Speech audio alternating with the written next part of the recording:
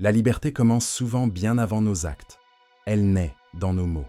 Car le langage n'est pas seulement un moyen de communication, c'est un espace intérieur où se forme notre perception du monde. Celui qui ne maîtrise pas ses mots finit souvent par être dominé par eux, et celui qui répète, sans penser ce qu'il entend, perd peu à peu la capacité de juger par lui-même. Les stoïciens l'avaient bien compris. Pour eux, la liberté véritable ne dépend pas des circonstances extérieures, mais de la clarté intérieure. Or, cette clarté passe d'abord par la parole juste. Nommer ses émotions, ses jugements, ses désirs, c'est déjà commencer à les comprendre. Celui qui peut dire « je ressens de la colère » au lieu de « je suis en colère » crée une distance salvatrice entre lui et ce qu'il éprouve. Le mot devient alors un outil de maîtrise et non une arme de réaction. Mais notre époque, saturée de discours, rend cette liberté plus difficile que jamais.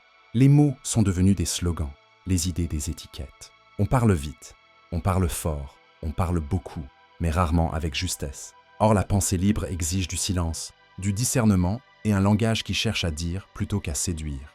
Apprendre à parler avec rigueur, c'est apprendre à penser sans se mentir. Marc Aurèle écrivait « Que tes paroles soient franches, simples et nécessaires ». Ce conseil, d'une simplicité redoutable, est au cœur de la liberté intérieure. Car le mensonge, l'exagération et la confusion ne sont pas que des fautes de langage, ce sont des failles dans la relation à soi. Plus nos mots s'éloignent du réel, plus notre esprit s'enchaîne à l'illusion. Le sage, lui, parle peu, mais chaque mot porte le poids d'une pensée vécue. Le langage, dans cette perspective, devient une discipline de vie. Avant de chercher à convaincre les autres, il faut d'abord apprendre à se parler avec vérité. Quelles histoires racontons-nous sur nous-mêmes? Quels mots utilisons-nous pour décrire nos échecs, nos peurs, nos espoirs? Dire « je n'y arrive pas » enferme. Dire « je n'y arrive pas encore » ouvre une possibilité.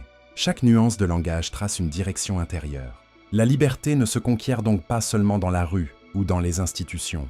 Elle se cultive d'abord dans le dialogue silencieux que nous entretenons avec nous-mêmes.